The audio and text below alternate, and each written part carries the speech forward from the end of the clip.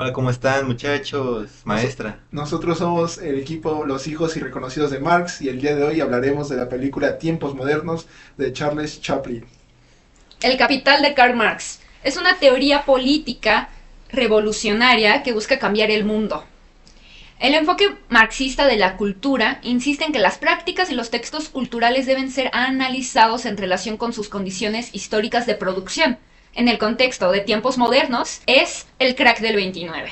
Y pues bueno, los antecedentes de esta película son la Gran Depresión, que fue una grave agitación económica con desempleo en Estados Unidos, que alcanzó un asombroso 25% y una actividad comercial que perdió 2/3 de su valor anterior a la crisis. Durante este tiempo, muchas personas enfrentaron dificultades significativas, incluidas quiebras generalizadas y la pérdida de ahorros debido al cierre de bancos, lo que llevó a la proliferación de barrios pobres. La película de Chaplin refleja estos conflictos económicos al retratar la lucha de un hombre por mantener su cordura y humanidad en un mundo dominado por las industrias y la producción en masa, que a menudo se deshumaniza a los trabajadores. En tiempos modernos, Chaplin pasa de simplemente representar a la pobreza a destacarse como un problema colectivo, lo que señala un comentario social más profundo sobre las condiciones económicas de la época. Este contexto enriquece la narrativa de la película, convirtiéndola en un reflejo conmovedor de las luchas que enfrentaron muchos durante la Gran Depresión. En tiempos modernos, varias escenas específicas ejemplifican la lucha entre la humanidad y la mecanización, destacando los efectos deshumanizantes de la industrialización. Dentro de la película, este es uno de los mensajes principales y más importantes.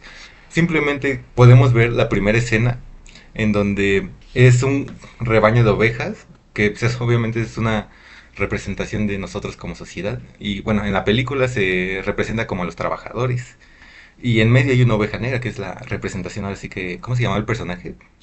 Charlotte. Charlotte. Ajá. Charlotte. Y en una parte de esta película, bueno, en gran parte de la película se muestra a los trabajadores como un producto nada más. Y se ve, por ejemplo, cuando el jefe de la empresa se ve interesado en un producto el cual funciona para alimentar a los trabajadores mientras trabajan. Esto es muy importante porque refleja que en sí el dueño de la empresa no está interesado en sus trabajadores, solo los ve como herramientas, las cuales tienen necesidades y tiene que llenar esas necesidades de alguna forma, pero al mismo tiempo aumentando su producción. Así que Sí, como decía Marx, ¿no? El obrero trabaja bajo el control del capitalista a quien su trabajo le pertenece. El capitalista se cuida de vigilar que este trabajo se ejecute como es debido.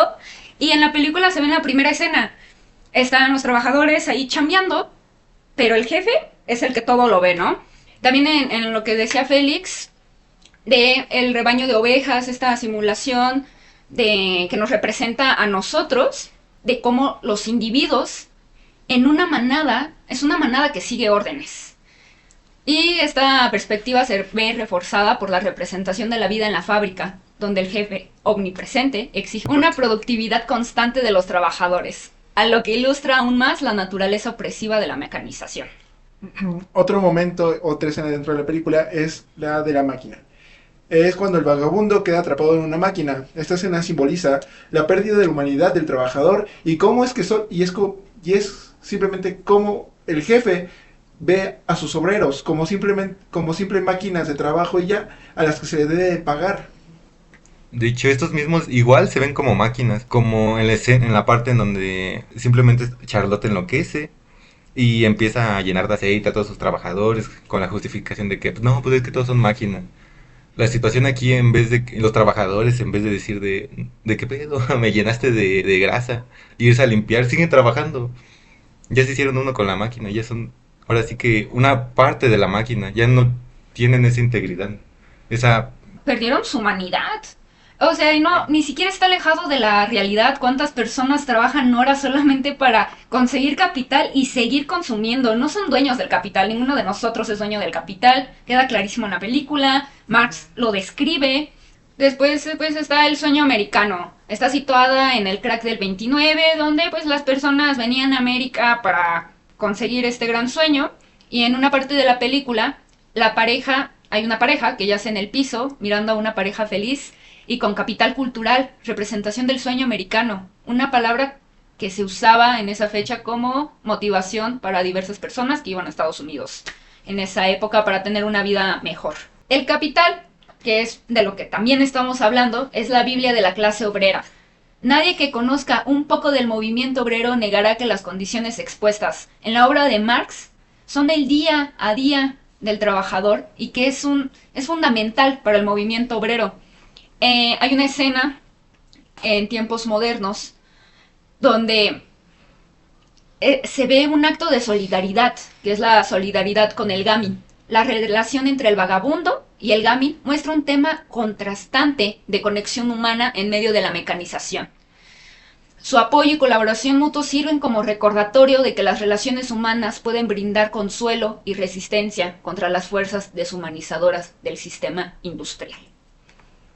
Ahora sí, pasemos a conceptos marxistas relacionados con la película. Bueno, Marx establece que hay una base que está compuesta por la fuerza de producción y las relaciones de producción, y hay modos de producción y también está la superestructura.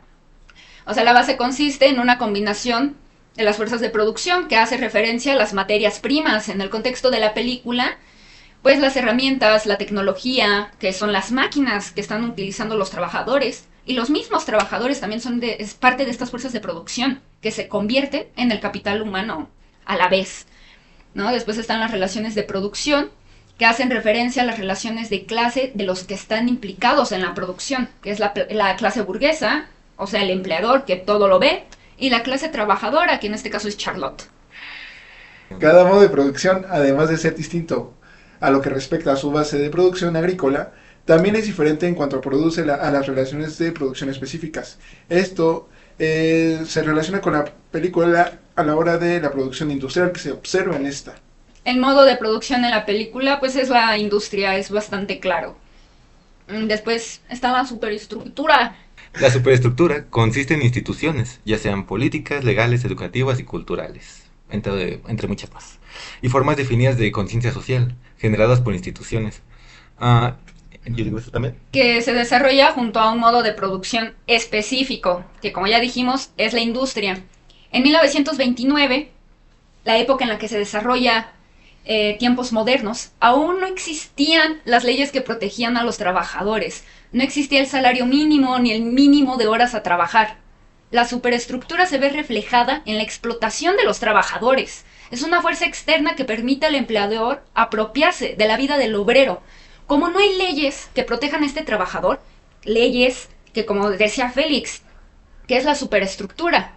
Como no existen estas leyes, entonces el trabajador podía ser utilizado, como en la película, sin parar, sin comer, hasta el punto de parecer una extensión de la máquina.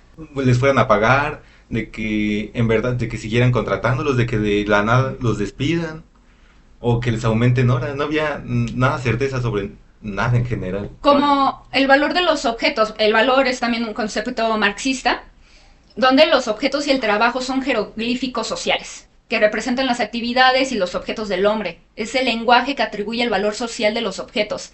En otras palabras, el ser humano es el que agrega valor a los objetos y el trabajo que se desempeña para producirlos. Cuando una máquina puede hacer esto tan necesario en tiempo récord, ¿para qué usar la mano de obra humana? ¿O qué pasará cuando deje de tener valor el objeto producido? El trabajador ya no tendrá dónde trabajar. En ambos casos el trabajador pierde su valor, pierde su utilidad, y como no hay leyes laborales que lo protejan, pues no sirve de nada. También, como decía Marx, el capitalista siempre va a salir ganando, el dinero vuelve a él. El valor de uso no regresa, pero sí regresa el capital. El poseedor de dinero se convierte en el capitalista. El punto de partida y de retorno del dinero se halla en su persona. Esto solamente es para el capitalista, no para el trabajador, y este es reemplazable y olvidado. ¿Algo que agregar, JP? Pues no mucho, la verdad es simplemente inaudito cómo son las condiciones, o eran las condiciones laborales de aquella época. Aún todavía hay algunas empresas que sí se pasan de rosca, pero es algo que creo que nosotros como científicos sociales debemos luchar para cambiar este entorno en nuestro país y en América Latina. Y que Marx, con el Capital y con el Manifiesto Comunista, es un gran antecedente para generar estos cambios. Y pues lo vimos con la URSS, en Cuba, también Venezuela, Nicaragua, Vietnam del Sur, parece. Pero pues bueno, ¿Y las conclusiones de esta película? Pues es un reflejo de algo que actualmente seguimos viviendo. Obviamente no de igual forma como se vivía en esas épocas y con y con la crisis con la que se encontraban, pero es algo que aún podemos ver, aún vemos en la actualidad. Es algo que aún sigue vigente y aún tenemos que arreglar. Es cuando. Es cuando, Esos fueron los hijos de Los Marx. hijos irreconocidos de Marx. Muchas gracias por Gracias. su atención. Nos hubiera gustado decir más, pero por el límite de tiempo, aquí quedamos. Aquí queda. Es cuando. Es cuando.